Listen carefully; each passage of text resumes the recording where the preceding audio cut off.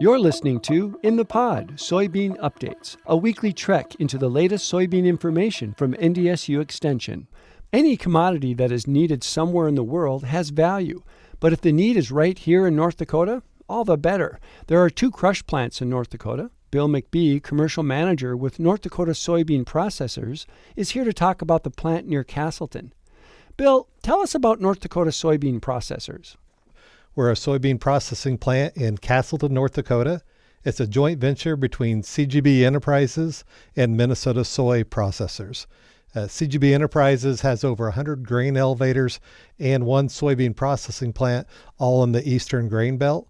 Minnesota Soy is a 2,300 member co-op in Brewster, Minnesota, that has a soybean processing plant as well. Where do you sell your products? So from a 60-pound bushel of beans, we get 44 pounds of meal, or 75%. We get 12 pounds of oil, or 25%. And then 4 pounds is the hulls from the outside. So the meal predominantly is a high protein, so it's going to animal feed, predominantly hogs and poultry, but cows will use some as well. We sell as much domestically as we can, but we also export a fair amount. We'll send trucks up to Canada. We'll send trains down to Mexico, and then a lot will go out to the Pacific Northwest and be put on vessels to hit the Asian market for the meal market.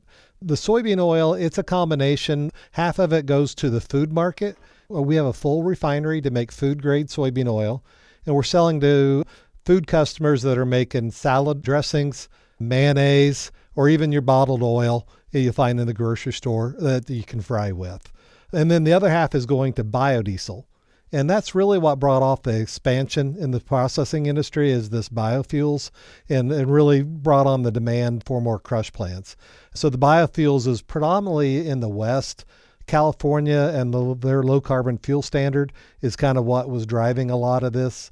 So most of it's going out that direction. The soy oil pellets, they're predominantly a hay substitute.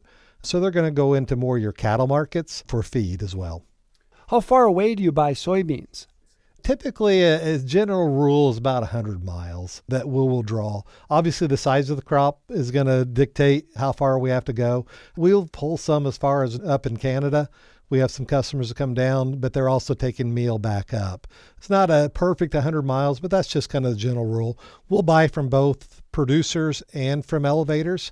If somebody wants to learn more about that, they can go to our website at ndsoy.com and get more information about how to contract with us. Sorry to bring up the T word, but how do tariffs impact your business? Yeah, tariffs are kind of that double-edged sword. Canola meal and canola oil, both made in Canada and come across and compete with us. And so the tariffs kind of slow them down.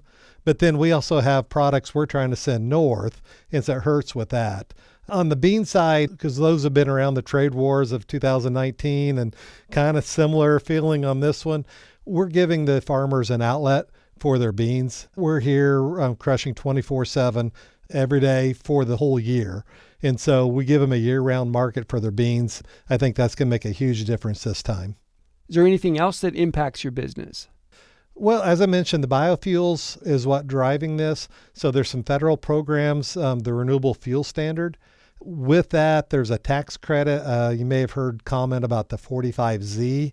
That took effect the beginning of 25, and we're still waiting for clarification on that. And with the new administration, that's kind of been put on hold. That's really hurt our industry. So some clarification there would help.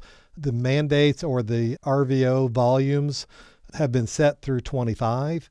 We're hoping when they set the 26 and beyond that they increase the volumes and help that industry out as well. So there's some things we're looking at. The other thing is we mentioned California and their low carbon fuel standard. They've got some things that are going on of changing that we're kind of watching to see how that's going to impact us. Thanks, Bill. Our guest has been Bill McBee, commercial manager with North Dakota Soybean Processors.